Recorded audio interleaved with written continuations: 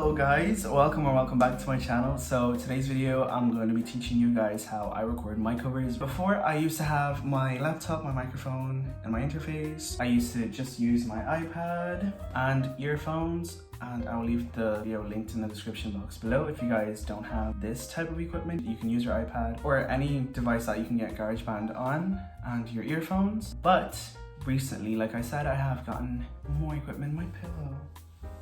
Yeah, so I have gotten more equipment, like I said, and I'm going to be teaching you guys how I record my covers now. So this is currently my setup.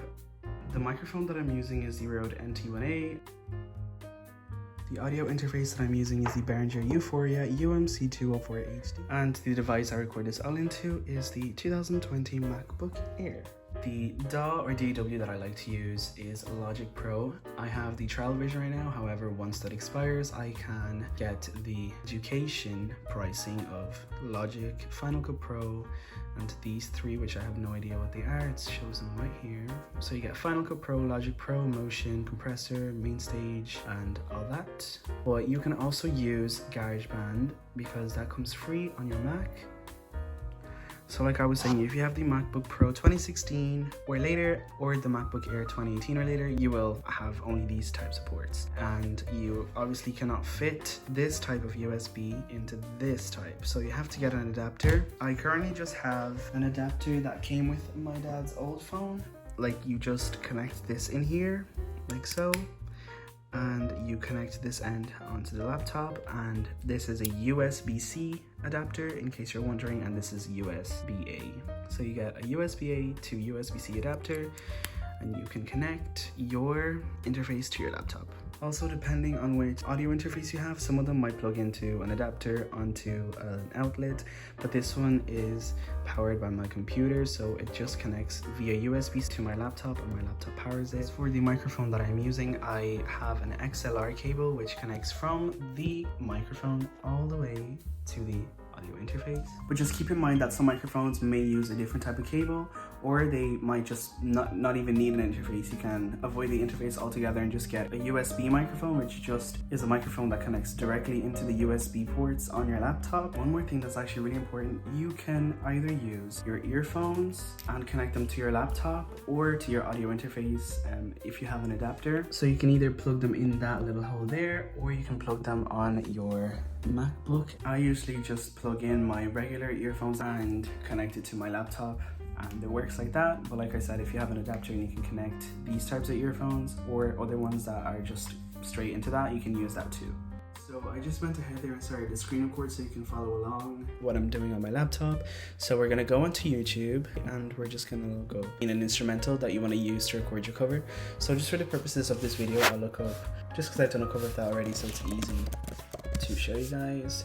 So we're gonna go and we're gonna look for the video, and then we'll click on the instrumental, and then you go down here and press share, copy the link, and then you open up a new tab and you go into YouTube to MP3. So this is the link right here, ytmp3.cc, and you paste in the link, and then you press convert and then download. It might pop up like a little notification being like allow downloads from this website, and you just press allow, and then you go up here to this little downward facing arrow, and you just click on that, and then you minimize. If you're in full screen, you minimize it, and then you just click on the download section, and then you just drag it out to your desktop like that. And that is how you download the instrumental from YouTube to your laptop. And so we're now going to be opening up Logic Pro. Like I said, you can do this in GarageBand. It's basically the same thing. It's just different things that you see in Logic that you don't see in GarageBand. So you click on Logic Pro, and then you go up here to the top where it says File, New, and then it gives you the option here. So then here in number of tracks, we're gonna type in 2 and make sure that you're on audio. And for audio input, make sure that your input is your audio interface, and for the output is the external headphones. So everything here looks good, so we're ready to go. So then we press on create. I don't really like seeing this here when I record, so I just press on I, and it gets rid of that. And then here on audio 1, as you can see, they're both gray, but if I just click on audio 1, only now audio 1 is gray. So that is where our instrumental is going to be placed. So you go here to where the timeline is, and you right click on a MacBook. Right click is just 2 fingers like this, and you put in add audio file. So then you go to your desktop, which is where the instrumental was dragged out to, and then you just look up the instrumental, and this is the instrumental. So you just press open there and it automatically brings it out to the timeline here on Logic Pro. And we don't have to tweak this because we don't want any effects on the instrumental because it already has the effects that it needs already on it, so we don't need to add anything to that. And then for audio 2, this is going to be our voice. So on your keyboard you can press Y, or you can just go here to the top left, right here where there's like this little box thing, and you can press on that, and then you press voice. And then there's all these selections of vocals here, and you can choose either one, but usually I go with natural vocal right here just because it has a really nice setting already to it. What I'm going to do now is I am going to click on natural vocal, and so that is selected because you can see it's blue. We can get rid of this now, so we'll just press Y again, and make sure that when you're recording, this section here is gray and not this. As you can see, once I click into the instrumental section, it's gray now, and this part here is highlighted, but once I click out of it, it's no longer highlighted and the bottom section is gray. Now, this is the part where you can hear yourself. So if you press on input monitoring right here on the eye, it should go orange, and now I can hear myself through the earphones. Once you press play, it plays it, and so that is really loud. So we'll just drag this down to around maybe even lower than that. Now this part is very important because you don't want to distort your vocals. So you want to make sure that you have the levels here correct. If the gain on my audio interface is too high, I will lower this one. But if the gain on my audio interface is low, then I will bring this up. So it's kind of like inversion. But you know, just mess around and like go into your belts and see if it's distorting or anything. And if it's not, then keep it at that level. But if it's too quiet, then maybe bring it up. Usually I leave mine a third of the way up. I'll show you guys how to automate different parts of the vocals as well later on. So before we start recording, I'm also going to show you what I like to do to my vocals before we record. I kind of like to add the effects while I'm recording so I can kind of like hear what I'm going to sound like once the project is finished. So right here, we can click on an empty one right here at the bottom, and so we'll click and go to reverb and then space designer, and you just click on that. I usually like to keep it on the stock settings just because it sounds nice. Sometimes I like to EQ my vocals before I sing as well, so you can just press B on your keyboard and it brings up the controls section here, and you can adjust these to the way that you want it. So if it's like, if you want more bass on your voice, you can bring the low down more, but I usually like to keep it here, and then the mids and the highs as well. If you bring it middle, like you adjust the middle frequencies in your voice. And the same thing with high. Every voice is different, so adjust it to your liking.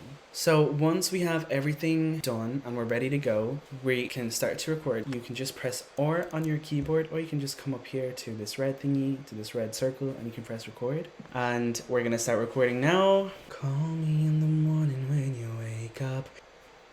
And you can do loads of takes of that, and I do sound a bit quiet, so I might as well just bring myself up a tiny bit more. But also you can edit that later on. If you're using GarageBand, your takes won't be saved, but if you're using Logic Pro, every take that you do, it will be saved. So for example, if I do another take on top of this take, this first take is still gonna be saved. So for example,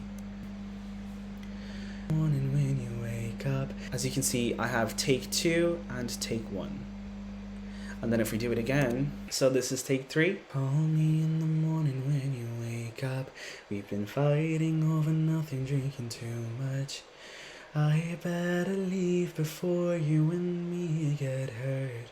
So as you can see now, take 3 is right there. If there's a specific section of take 1 that you like, or take 2, or take 3, you can trim those sections and use those sections from each individual take. So for example, if you want to use maybe the start of take 1, then the middle of take 2, and then the end of take 3, you can do that. So what you would do is play the take.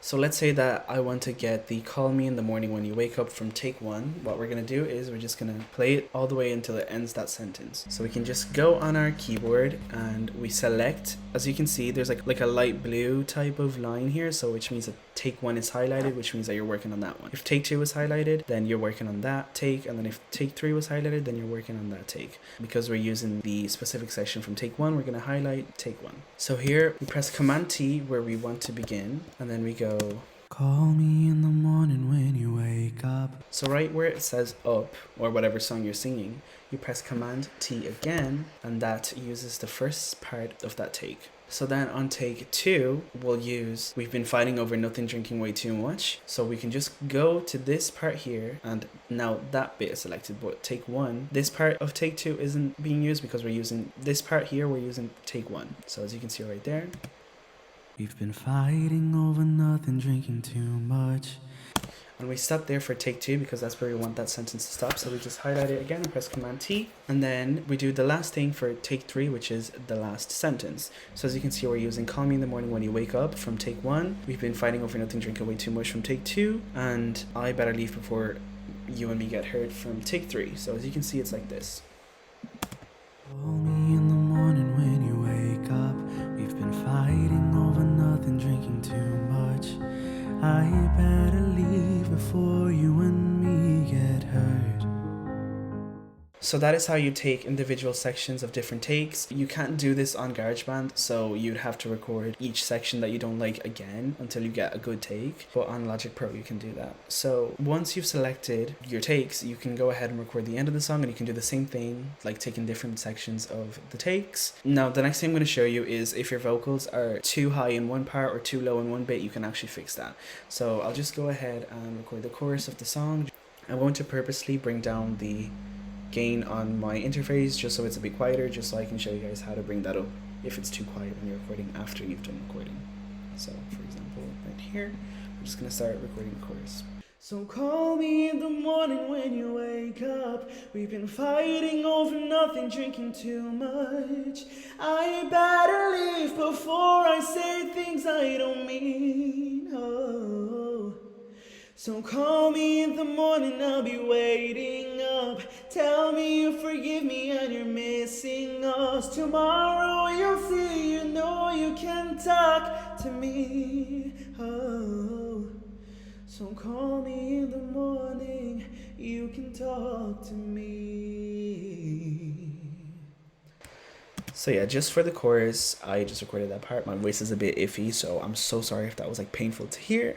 But after you've done the take, if you listen back to it and it's really quiet or way too loud, what we're gonna do is we're gonna press A on your keyboard to bring up the automation feature, and we're gonna just click on the timeline for the vocals. So we'll just click here, and as you can see, there's now a yellow line right here above the vocals, and that is where the volume is at right now. If you like the volume here, don't mess with this. So if we want to just bring up the volume in the chorus, we'll just add 2 little dots. So we'll click on the yellow line, we'll add 2 dots, just so this dot stops the volume here from moving in the verse. So then we can actually just move the volume here. And then we'll go to the end of where you want it to like come back down to normal again. So if the rest of your take is at a good volume, but in the middle it's a bit low or too high, you can just go to the end of where you want that to stop and you add 2 dots again. So as you can see, once I bring this up or down, it's not affecting this. Whereas if I took the first and the last dot out, everything will be brought down like that, as you can see. So it's crucial that you add those 2 dots rather than just 1, so you can just tweak the parts that you actually want to, not the whole thing. So here in the chorus, it was a bit too quiet, so we'll just play that the whole way through. So call me in the morning when you wake up, been fighting over. So as you're playing it, you can bring it up or down depending on if it's too high or too low. So if it's too low, you bring it up. If it's too high, you bring it down. So call me in the morning when you wake up, been fighting over nothing, drinking far too much.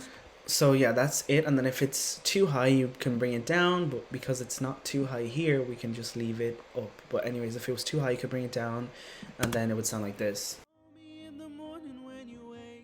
So I went ahead and I just pulled up the cover, or the session that I used for the cover that actually is on my channel, just so you guys can have an idea of what it would look like once you record the entire song. As you can see, these sections here are parts that I've just removed, just because I wasn't singing in those parts. I also went ahead and added some background vocals, but you don't need to worry about this. If your song doesn't have background vocals, you can just leave them out. And also, just to show you guys an example of the automation feature that I used, here you can see bits that I thought were too quiet or too low. So if I expand this here, you can see that for the verse I brought it up because it was probably too quiet originally, then I kept it up, and then I kind of brought it down here towards the pre-chorus section. And then for the chorus, I brought it down because if it was up here, it would be too loud, and you always have to make sure that right here it's not going into the orange or the red, because then that means that your recording is either clipping or it's distorting or it's just very, very loud. So you just want to make sure that you're always within the green. A bit of the yellow is okay, but make sure that throughout the most of your cover it's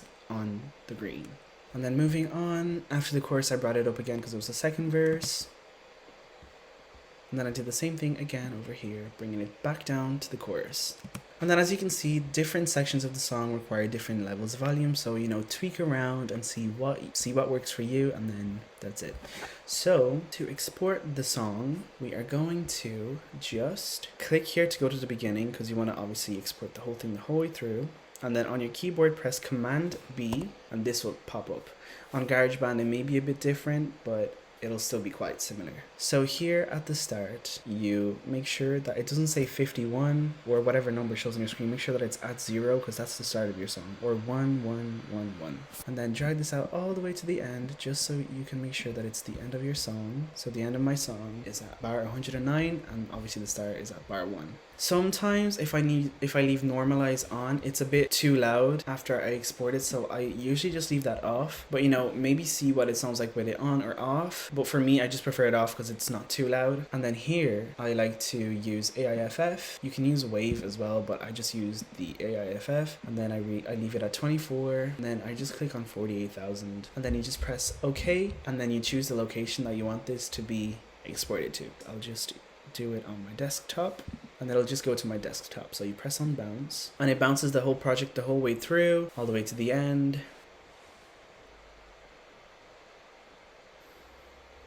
And so the song is now bounced, so we can go here on File, Close, Save, and we can look for the song here. So it's definitely in music right here, and as you can see, Call Me in the Morning.aif, and that is our cover. And yeah, if the take sounds okay, then you've exported it correctly. If there are sections missing, make sure that you always start at bar 1 and drag it all the way out to where your song finishes. So in this case it was bar 109. I don't like to edit my vocals too much, just because I kind of like the natural sound, and also I like to add the effects before I start singing, just so I can get an idea of what it will sound like when it's finished. So I always like to record with the effects on my voice, but if you prefer to record them like dry vocals, like with no effects, then that's fine, and then you can add them on later when you're finished.